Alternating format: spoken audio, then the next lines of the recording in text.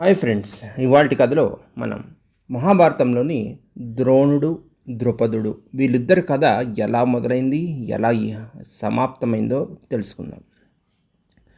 ఏదైనా కథ ఏదైనా సరే ఆ, ఒక పగ ప్రతీకారంతో మొదలైన ఒక రిలేషన్షిప్ ఎప్పుడైనా సరే అది ఇద్దరి చావుకి అంతానికే తప్పితే ఇంకోటేమీ ఉండదు.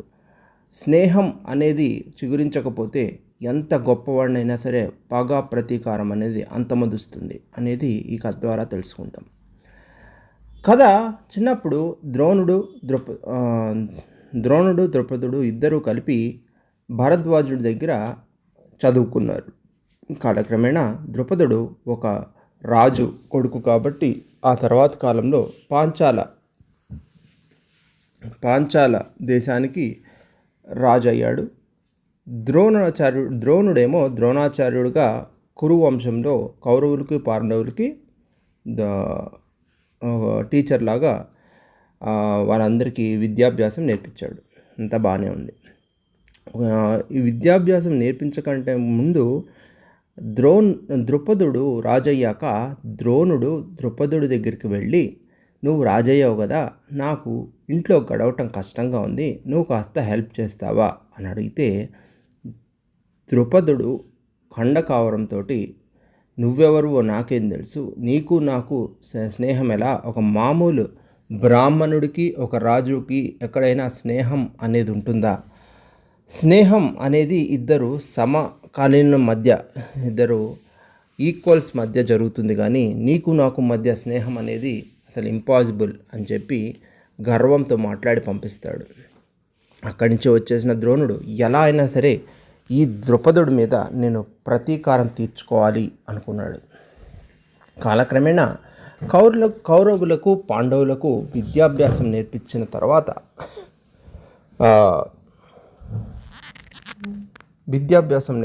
తర్వాత అతని వృత్తాంతం చెప్పటం మొదలుపెట్టాడు.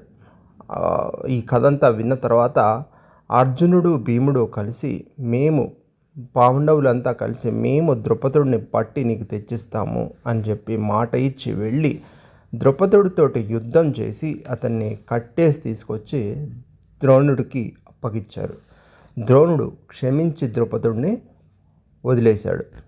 కథ ఇక్కడితోటి అంతమవ్వలేదు. ప్రాణాలతో వదిలేసిన ద్రోణుడి మీద ఇప్పుడు ద్రుపదుడు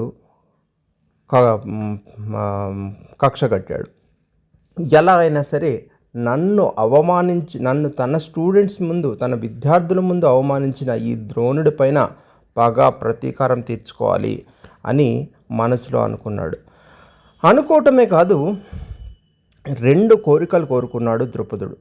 ఒకటి, నన్ను అవమానపరిచిన ద్రోణుణ్ణి చంపేటువంటి యోధుడిని నేను పుట్టించాలి ఒకటి. ఇంకోటి, నన్ను ఓడించిన అర్జునుడి మీద గెలిచే ఒక మహాయోధుడిని,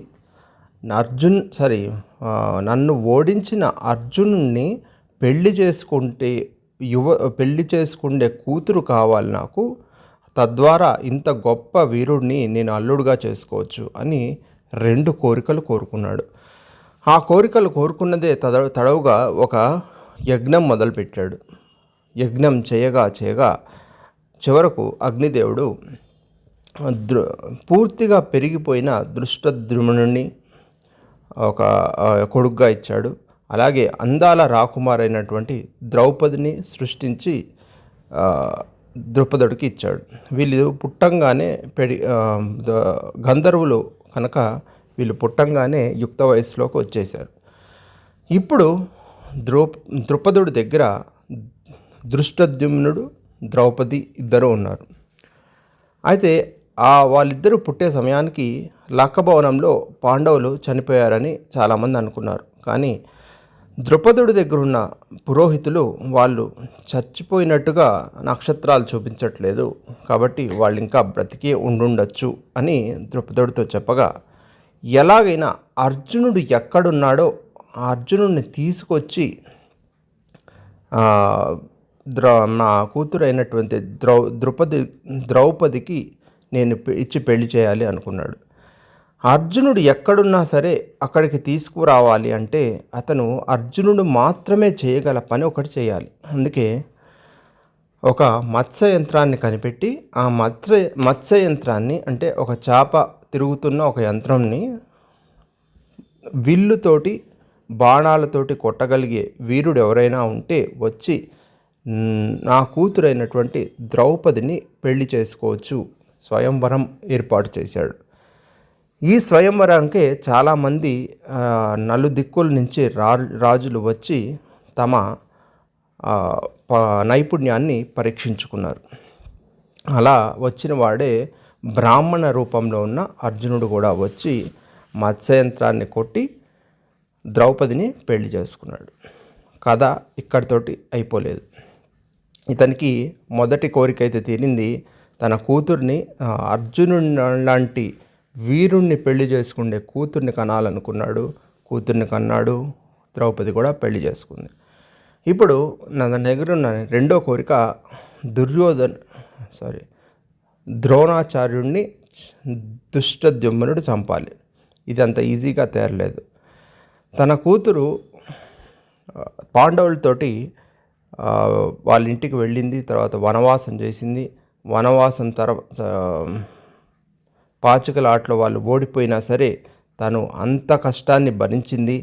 13 ఏళ్ళు 14 ఏళ్ళు వనవాసం చేసింది. ఆ తర్వాత కూడా మాలిని అనే పేరు మార్చుకొని విరాటుడి రాజ్యంలో ఒక రాణికి అలంకరణ చేసే పని చేసింది. ఇంత రాకుమారైనా సరే ఇవన్నీ పనులు చేసి తర్వాత యుద్ధం వచ్చిన తర్వాత కౌరవులతోటి యుద్ధం వచ్చిన తర్వాత